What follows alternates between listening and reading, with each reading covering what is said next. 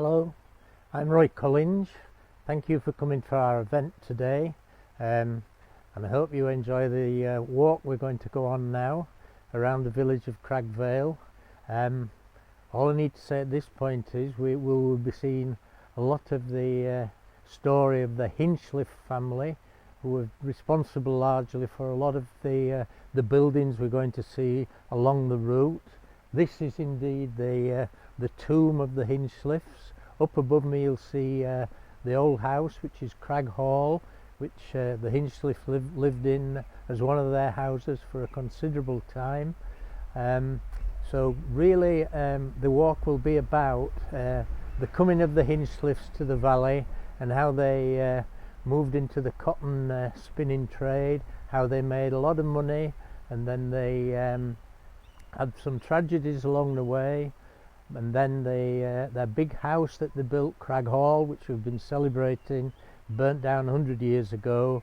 We'll be going to have a look at that, and then we'll be coming back here. We're now off to our first stop, which is the Old Packhorse Bridge.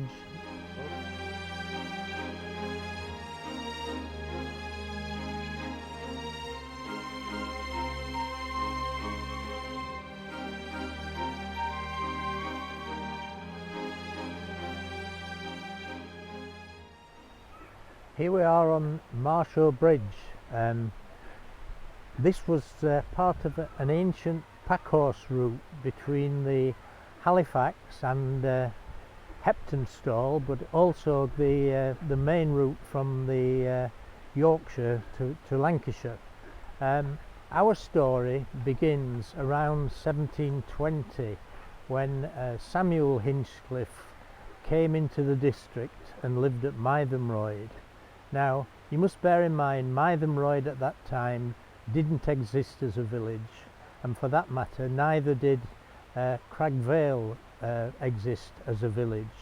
So, from where we're stood here, the church certainly wasn't here in 1720. The Sunday school and old vicarage wasn't here. The pub up the hill, the Sportsman, certainly wasn't here. And the road running from Mytholmroyd to Blackstone didn't exist. So the only buildings that you would see from here when Samuel Hinchcliffe moved into the district was the old mill, which was known as Marshaw Mill, and the old pub behind me, which was known as the Cragg Vale Inn. Just before we leave Marshaw Bridge, I just wanted to say this is the point where the two streams, the Turvin Brook, joins with the Withins Brook and becomes the Elphin Brook, which flows down to Mytholmroyd. This is a very ancient bridge. The original one would have been much lower than we're on now. This one was extended in the 19th century and made much bigger and much wider than the original one. We're now going to move down to the Hinchliffe Arms and hear a little about that.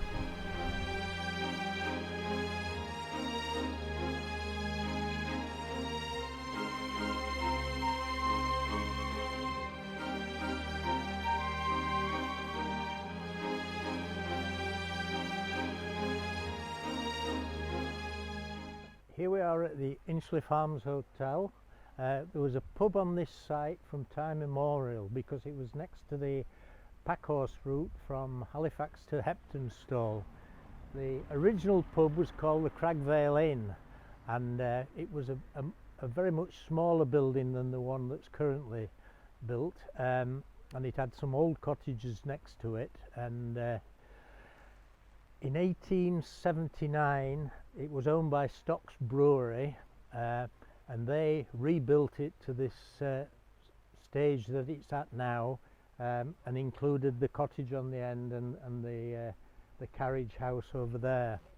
In 1912, Helen Hinchliffe, she bought the whole pub, and she put up this porchway and renamed it the Hinchliffe Arms Hotel.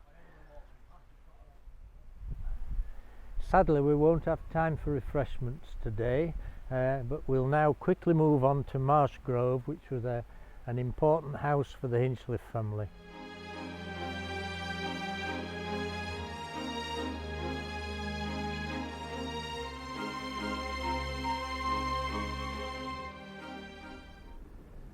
Here we are now at Marsh Grove. This is an important house in the history of the Hinchliffes. So I'll just take you through from what I said before. Samuel Hinchliffe moved into the district in 1720 and lived at Redacre in Mytholmroyd.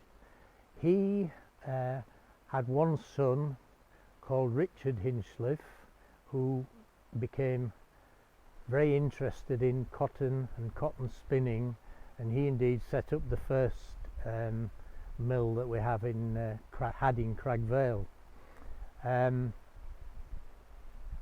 Richard and his wife had 11 children, which all grew and lived into their 70s, so a very large family. And one of his sons is of interest to us because he's called Joseph, and he came to live here in about 1805. I'm not sure whether he actually built the house or whether he just lived here, but he came to live here with his family, and this was the place where he ran his business from.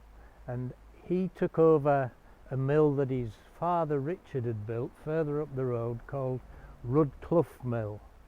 But this house, which we shall see more of, was a fine house, but it also came into use for the industry that was going on, the cotton spinning and weaving, and so the back of the house that we're looking at here was predominantly for trade. There would be weaving done upstairs, downstairs, possibly storage, warehousing, and you'll see above the door there was the door to get the goods in and out of upstairs.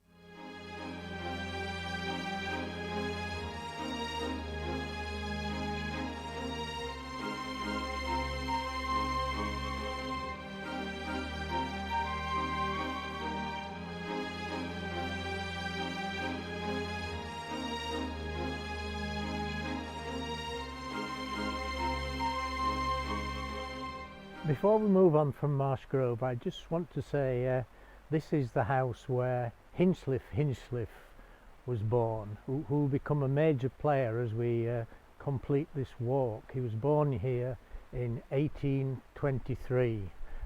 We're now going to go up to Rudcliffe Mill, which is one of the first mills that the Hinchliffe operated.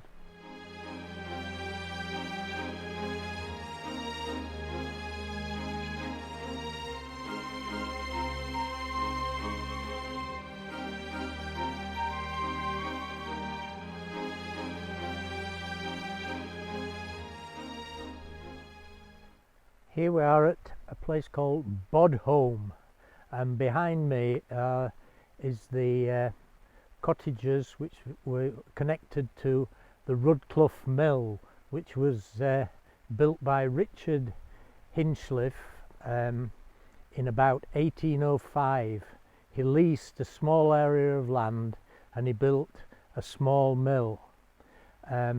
Later the Hinchliffe family bought some more land here, and then eventually they bought the whole of the valley on the hillside going up there, and erected two very large mills, which we'll be going to see in the next stop.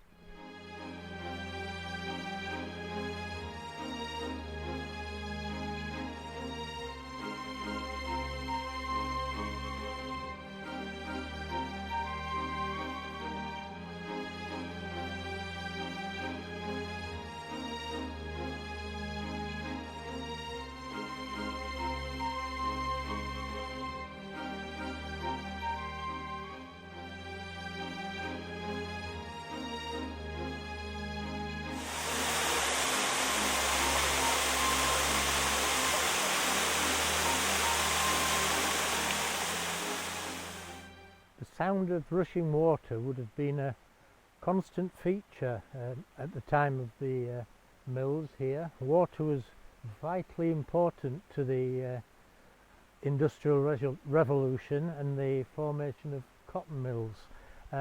Earlier I talked about the population in Cragg Vale was not centred on the valley bottom, it was centred on the hilltops, on the shoulder land where most of the farms and cottages were, which were involved in the dual economy of farming and handloom weaving. As the Industrial Revolution kicked in and water power became a feature, then the demand for rapid flowing streams to drive the water wheels became very important, and Richard Hinchliffe, he started and in 1805 he rented some land, as we said earlier, and he built a mill lower down called Rudcliffe. Then his son took over the property, and two larger mills were built.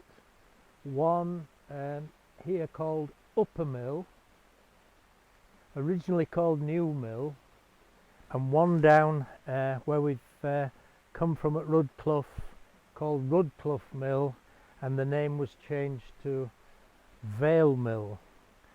A good supply of water was vitally important, and that's why Richard Hinchliffe had the good sense to build on this brook, which is the Withens Brook, because it was an uninterrupted flow of water, whereas the Turvin Brook, flowing down from Blackstone Edge, was intermittent because of the reservoir that had been built up there to serve the Rochdale Canal, and so consequently the mills on this branch of the river were supplied with a better and more constant supply of water.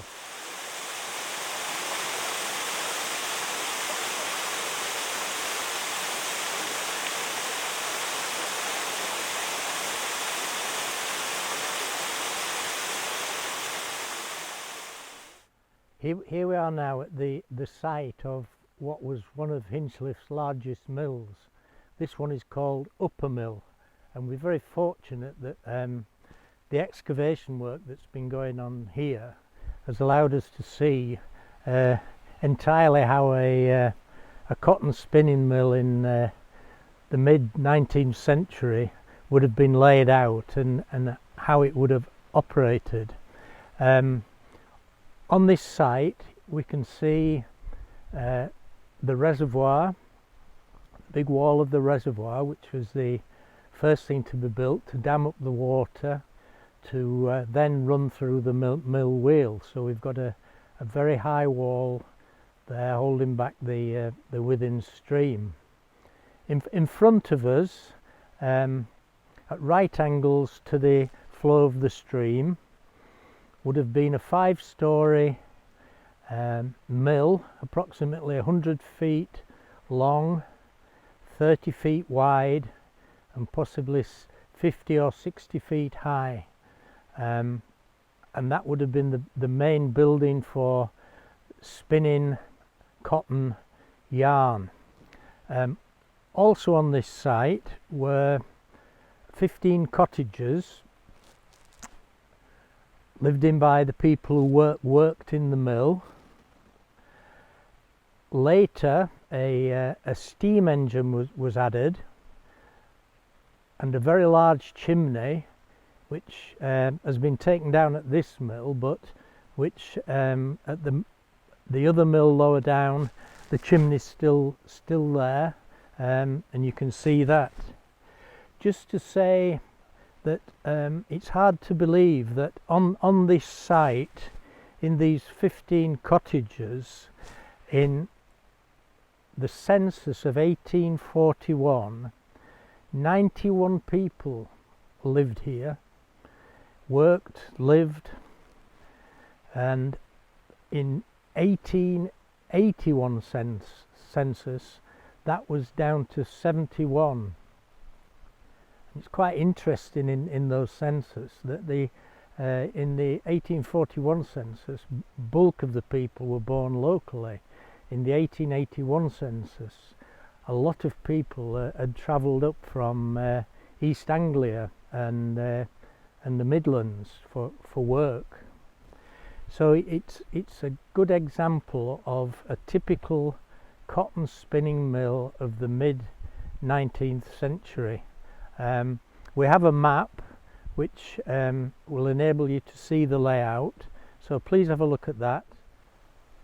From here we're going to walk up the hill out onto the road, and then we're going to continue down to the vicarage.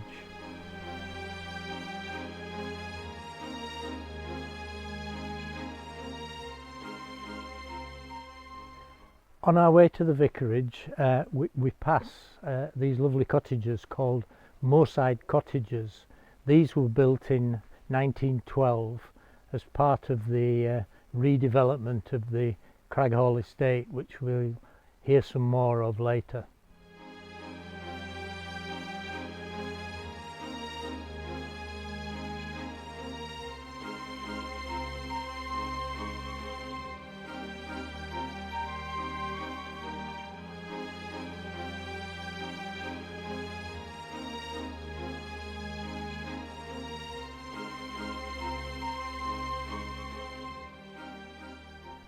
Here we are at the former Cragg Vicarage. There's a story to this building. When Hinchliffe died in 1900, he was probably the most successful mill owner and the richest man in the area. His only surviving daughter, Helen Hinchliffe, built the vicarage, or had the vicarage built in his memory, and in 1904, when the vicarage was completed, she gave it to the church, and they then used it as their vicarage for a long number of years. We're now going to walk about 20 yards across to the gatehouse, which was again part of the redevelopment of Cragg Hall.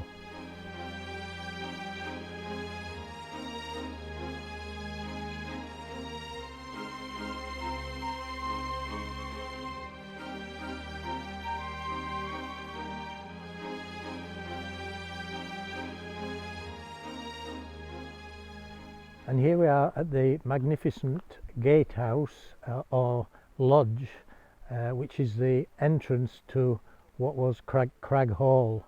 Helen Hinchliffe, who was said earlier, has inherited the estate of a father, Hinchliffe, and she inherited a lot of money, and she set about redeveloping the estate. One of her first things to do was she built a gatehouse, and this gatehouse was designed by an architect called Edgar Wood from Manchester, who became known as a very successful architect working in the arts and crafts design.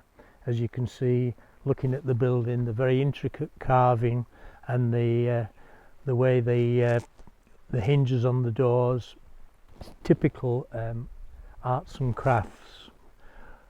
When the building was built, it was built with an arched Gothic gateway, and later in 1906 that was redesigned to the current shape, largely to get bigger carriages through and motor vehicles, which were coming to be popular.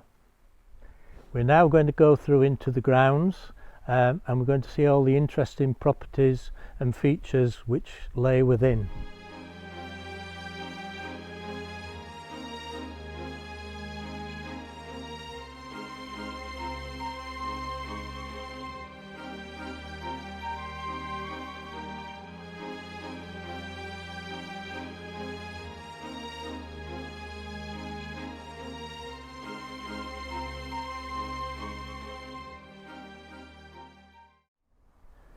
We're now in the grounds of Cragg Hall. Before we explore here, I'm going to say a little bit about how Hinchliffe came to build his mansion where we're stood.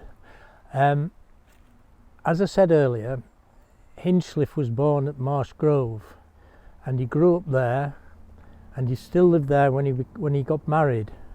But in 1855 he bought the Cragg Hall estate, which is an old mansion house on the hill which had a farm with it, and he moved his family in there in 1855, and he lived there until 1880. And in 1880 he had built a larger mansion house very similar to the vicarage which we've just seen, and he called this house Cragg Hall, and he named the former Cragg Hall Old Cragg Hall. So that's the story about how Hinchliffe came to live in what are now the grounds of Cragg Hall. And behind me is Broadwood, which are two cottages built by Algernon and Helen Simpson Hinchliffe in 1910. Formerly they'd been a row of workers' cottages called Cuddywood. The occupants of these houses at the time when they were built were the mill manager, and in the other one lived the chauffeur. Broadwood, the name he gave to these houses, was named after a successful horse that he had, which won many prizes at local shows and national shows, and the horse was called Broadwood. And interestingly, the other cottages which we saw earlier called Moorside were also named after one of Simpson Hinchliffe horses.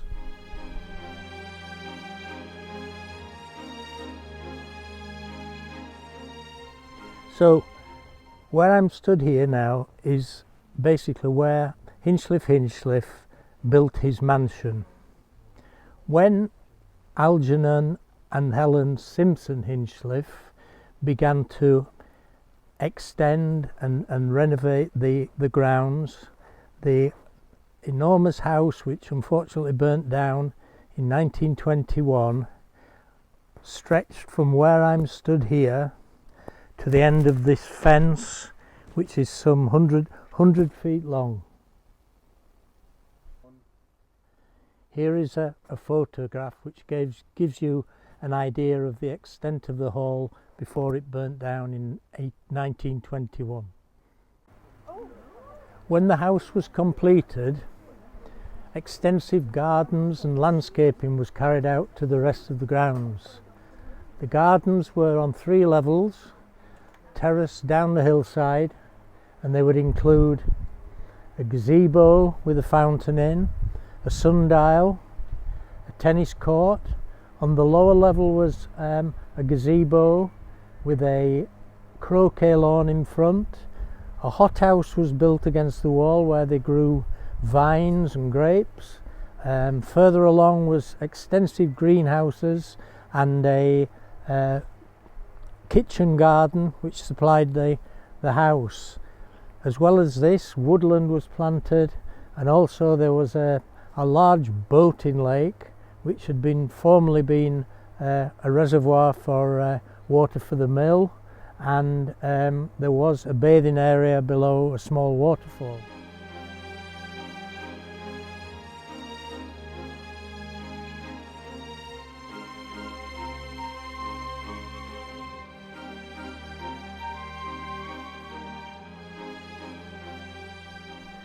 Here we are at the original stable block.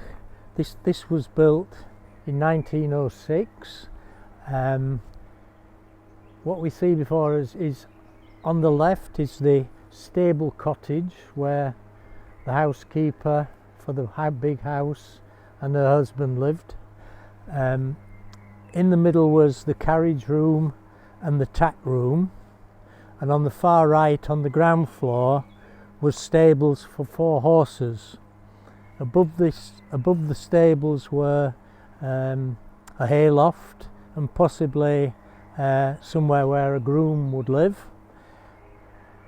At the rear of the stable, as we're looking at now, was eventually extended, and 2 further houses were put on the back, and Simpson Hinchliffe, when he came to live here, this is where he garaged his car.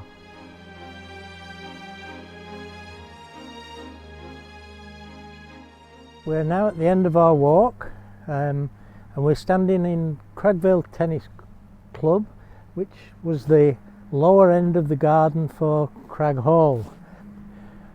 Behind me is the location of one of the most famous photos we have of the staff of Cragg Hall gathered round for a garden party.